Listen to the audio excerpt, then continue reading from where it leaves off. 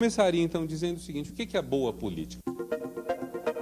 Eu diria que há, no nosso tempo, digamos, final do século XX, começo do século XXI, ou mesmo se quisermos pensar no século XX como extensão, eu diria 4 termos que compõem a boa política. São a democracia, a república, o socialismo e o liberalismo. Vocês veem, são termos até conflitantes. Socialismo e liberalismo são conflitantes. Mas toda boa política no nosso tempo tem que ter alguma coisa desses elementos. Eu entendo por democracia, antes de mais nada, a ideia do poder do povo. Quer dizer, etimologicamente. Democracia, então, significa que você tem eleições, que você tenha decisões na qual a maior parte da população toma a decisão que orienta a sociedade como um todo. Então, isso, por sua vez, exige uma série de condições. Quer dizer, para a eleição ser livre, você tem que ter liberdade de opinião, liberdade de organização, liberdade de oposição, tem que ter voto. Quer dizer, há muita coisa que está junto nisso. E talvez, assim, um dos pontos básicos seja a ideia da liberdade mesmo, da palavra. O fato da gente poder falar. Porque quando você tem liberdade de fala, o resto mais ou menos decorre.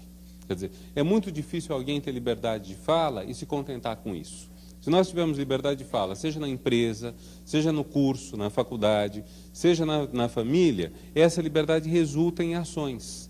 Porque a pessoa que se expressa não vai aguentar ter apenas a liberdade de fala sem poder traduzir isso em resultados, sem poder traduzir isso em ações. Se reclama de algo e não resulta em nada, começa a criar um certo estresse e, ao mesmo tempo, o discurso da reclamação ele vai crescendo. Ele vai criando elos, vai organizando pessoas e chega um dia que muda, que é o lado muito bom da liberdade de expressão. República é a coisa pública, a res pública, o bem comum. Então, a ideia de república significa que nós temos que colocar o bem comum na frente das vantagens particulares. Significa, então, que nós temos que fazer aquilo que diz respeito à sociedade como um todo, está na frente da vantagem de um ou de outro. O respeito à lei, a ideia de que nós temos que ter um certo consenso, de que não pode haver corrupção. A corrupção é uma ameaça direta à República. Quer dizer, não é uma coisa mais antirrepublicana do que a corrupção. Porque a corrupção significa você pegar o que é bem comum e trazer para a esfera privada.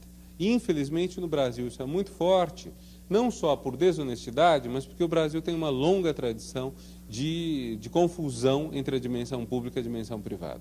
Uma longa tradição que trouxe problemas muito sérios, né? Quer dizer, por exemplo, já no tempo colonial, às vezes não havia uma casa boa para sediar a Câmara. Então o rico emprestava a casa dele. Ótimo, só que o rico depois que era, vamos dizer, um certo olhar simpático quando ele faz algum abuso. Se hoje, por exemplo, numa cidade do interior, a delegacia não tem como consertar o carro de polícia e o mecânico faz isso de graça, depois, quando o filho do mecânico, por acaso, for pego guiando sem carta, é de se esperar que não se olhe isso muito sério. Se o mecânico tiver uma briga com um funcionário dele, ele pode eventualmente querer que a polícia dê um susto no funcionário. E por aí vai. Quer dizer, isso tudo começa, então, por essa confusão da esfera do público e do privado, que é uma ameaça à República. Liberalismo é a ideia de uma liberdade que vem do indivíduo. E socialismo é a ideia dos direitos como direitos sociais. Liberdades individuais podem resultar no direito de propriedade. O grande modelo é o direito de propriedade. Direitos sociais exigem, pelo menos, uma limitação ao direito de propriedade. Então, vocês veem, tudo isso pode ter conflitos, mas a gente tem que dosar. Por exemplo, um regime que não reconheceu, regimes que não reconheceram os direitos individuais, os direitos liberais, vamos dizer, como os regimes comunistas, acabaram tendo problemas muito sérios. Basicamente, eles não deram espaço de liberdade de expressão. E um regime sem liberdade de expressão é um regime que acaba, de certa forma, gangrenando por dentro. Ele perde a chance de se rever. Quer dizer, o grande problema da falta de liberdade para um governante é que, se você não tem liberdade de expressão, você não tem um feedback, não tem um controle do que está errado. Então, não só favorece corrupção, autoritarismo, como a regeneração do regime, a renovação dele fica difícil.